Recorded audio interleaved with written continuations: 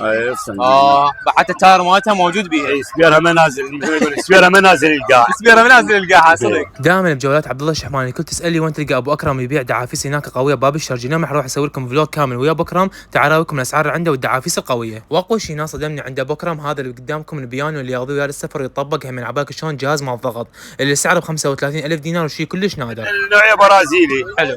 هاي سعرها 10 كلش قديمه، تحفيها قديمه من 2000 لل 10 لل 15 لل 20. بس هذا حديد اصلي يعني غير امريكي كلها بالا ما ادري شلون. واغرب لعبه لقيتها هنا قدامكم هاي اللعبه نزوبي اللي بيها مسدس تضرب عباكشون ليزر على الحائط وتفوز بيها، واللعبه كلش قويه سعرها بس ب 15,000 دينار. فلوس عراقيه قديمه ذني. فلوس سويسري عراقيه الثمانينات. هذني هم قديمات باعوهن دراهم.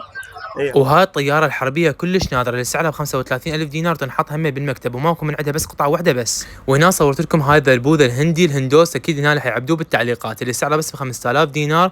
وياكم هذا هم ابو كرش صورته وتمثال كلش قوي هم ذني على الزار مال حيه الكبير على 1000 والصغير على 500. واللي جذبني من الكاميرات القديمه ذني ام الشريط هذا سعره ب 35,000 دينار وشغاله هم رسامين سعره ب 10,000 دينار، شيء كلش تحفيه مرتبه. تحرك صعبه. حلو هنا كلش حلو.